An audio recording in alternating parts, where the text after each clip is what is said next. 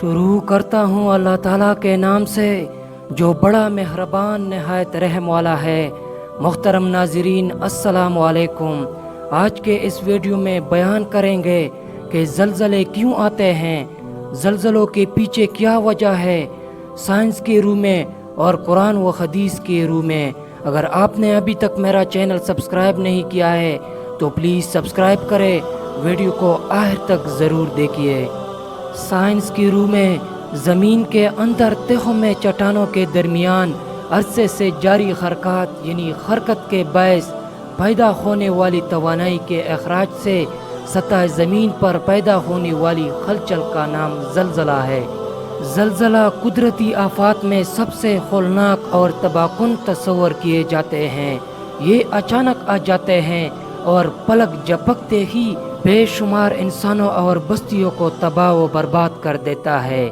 زلزلے کیوں آتے ہیں؟ قرآن کی روشنی میں اللہ تعالیٰ کی طرف سے عذاب الہی مختلف قوموں پر مختلف شکلوں میں ظاہر ہوتا ہے، جس سے زلزلے، طوفان، سیلاب، قحط و خشک سالی کے علاوہ دیگر زمینی و آسمانی آفات شامل ہے، جس کا بنیادی سبب اللہ تعالیٰ اور اس کے رسولوں اور نبیوں کی نافرمانی اور ان قوموں کی اپنی بدعمالیوں کو قرار دیا گیا ہے، جس کا ذکر قرآن حکیم میں مختلف صورتوں میں ملتا ہے، جس کا ترجمہ بحر و بر میں فساد ان گناہوں کے باعث پھیل گیا ہے جو لوگوں کے ہاتھوں نے کما رکھے ہیں، تاکہ اللہ انہیں بعض برے اعمال کا مزہ چکھا دے جو انہوں نے کیے ہیں، تاکہ وہ باز آ جائے۔ احادیث کی روح میں حضرت سیدنا انس بن مالک رضی اللہ تعالیٰ عنہ نے ایک مرتبہ حضرت عائشہ صدیقہ رضی اللہ تعالیٰ عنہ سے دریافت کیا کہ زلزلے کیوں آتے ہیں؟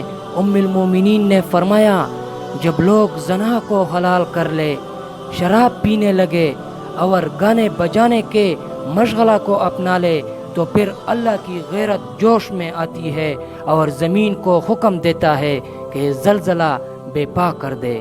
رسول اکرم صلی اللہ علیہ وآلہ وسلم نے قرب قیامت کی نشانیوں کا ذکر کرتے ہوئے ارشاد فرمایا کہ جب مال غنیمت کو گھر کی دولت سمجھا جانے لگے، امانت میں خیانت کی جائے، زکوٰۃ کو بوجھ سمجھا جائے، دینی تعلیم دنیا کے لیے حاصل کی جائے، آدمی بیوی کی اطاعت کرنے لگے، اولاد ماں کو ستانے لگے، دوستوں کو قریب اور والدین کو دور کر دیا جائے، انسان سے ڈر کر اس کی عزت کی جانے لگے، گانے بجانے والے عورتیں اور سامان تیش کی کثرت ہو جائے، شرابیں پی جانے لگے، امت کے بعد میں آنے والے لوگ پہلے لوگوں پر لعنت ملامت کرنے لگے، تو پھر اس زمانے میں سرخ آندھیوں اور زلزلوں کا انتظار کرو اور زمین میں دنس جانے اور صورت مسخ ہو جانے اور آسمان سے پتھر برسنے کی بھی منتظر رہو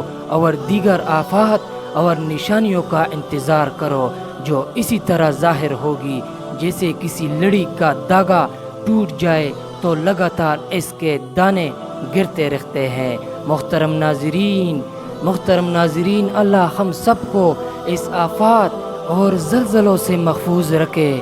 ہم سب بہت بڑے گناہگار ہیں، اسی لیے اللہ تعالیٰ سے توبہ و استغفار اور بخشش و مغفرت کے ساتھ رجوع کرنا چاہیے۔